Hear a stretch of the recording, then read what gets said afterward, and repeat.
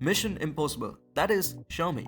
I'm not making this up. This is literally on their website. MI means mobile internet, but at the same time, remembering the fact how much hurdles this company had to get over in order to deserve this name.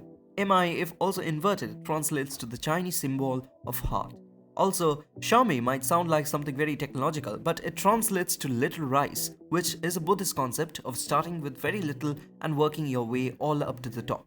Their elaborate launch events have the host wearing a black shirt just like Steve Jobs. Hence, Xiaomi is often considered the Apple of China, but also mainly because of the large number of cheap Apple knockoffs available in the China market, and at the same time, Xiaomi products are far more reliable than those cheap knockoffs. They started as a software company providing a custom launcher, which soon became a ROM for their first ever phone and provided a direct competition to Samsung. And it sold for half the price of Samsung since it saved on costs by not building expensive storefronts but completely selling their models online. Their software was interesting. They took the base of Android and changed the skin to an iPhone-like aesthetic, which became an obsession to the community of Android, where Xiaomi fans would be crazy excited for their software updates. People went so crazy that Xiaomi sold their entire stock of 30,000 smartphones in just 34 hours, and continuing to sell 3.4 million smartphones in the same year 2011. Even today, Xiaomi devices receive software updates far livelier than its competitors. In India, Xiaomi has held the best-selling smartphone for 4 consecutive years, even with just around 33,000 employees compared to Samsung's 2 lakh. That is even more than Sony, Microsoft, or even Google. Xiaomi has a secret ingredient amounting to this level of success.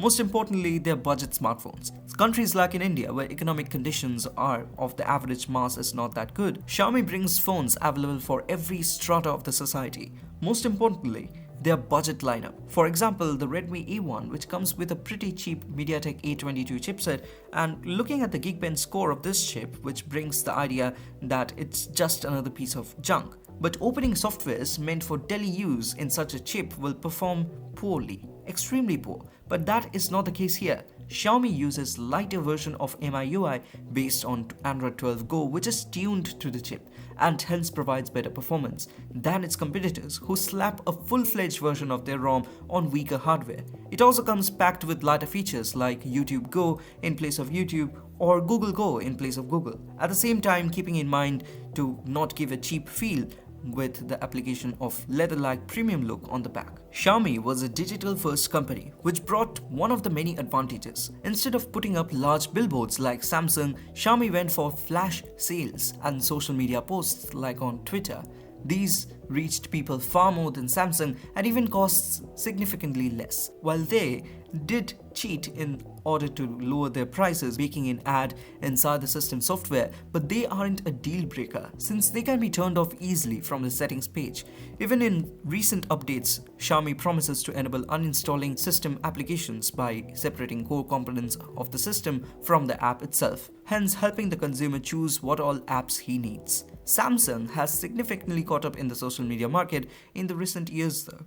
What makes Xiaomi even more unusual in the Redmi Note series lineup, which aims to bring flagship level features at a budget price. This smartphone, the Redmi Note 10 Pro from last year, had one of the most premium designed in this price segment. Not just that it provided an AMOLED 120Hz screen, even it came with a little touch-ups of the flagship like better vibration motor, providing a lot better haptic experience, which some smartphones priced significantly higher lack, like my OnePlus Nord CE2. Xiaomi's competitive pricing completely wipes off any Samsung smartphone at this price range.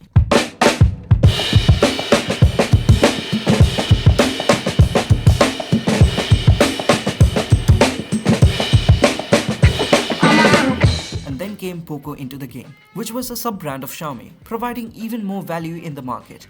But there's an issue.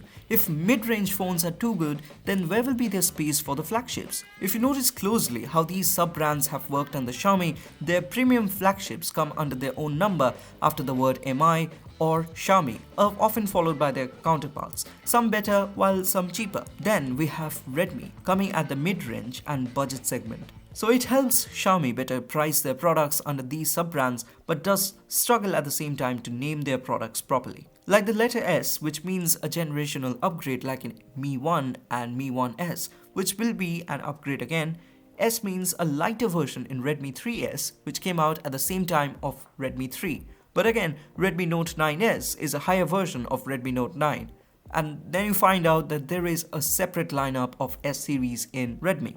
TechAlta has explained this in one of his videos where he talks in details how Xiaomi smartphone names are confusing. Xiaomi landed in India with its flagship Mi3 phones, featuring a faster processor, better battery and more memory than other phones at the price point of roughly $200. Now, here's a catch. Xiaomi provided not only just good value phones, but 4G phones at that price, where the market had brands like Samsung, Microsoft and an Indian brand Micromax still stuck at 3G. Their success is not just because of good value. Xiaomi actually used the trick made in India on their products.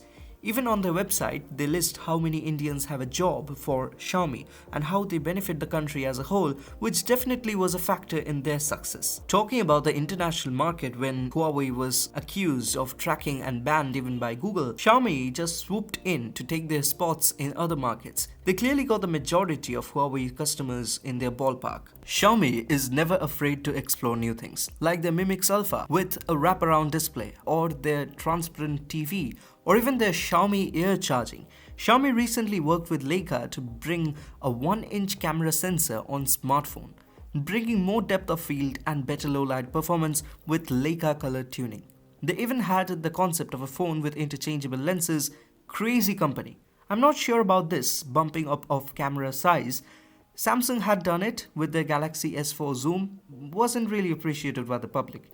So that's all for this video. Thank you so much for watching. Do like, share and subscribe. I'll catch you in the next one.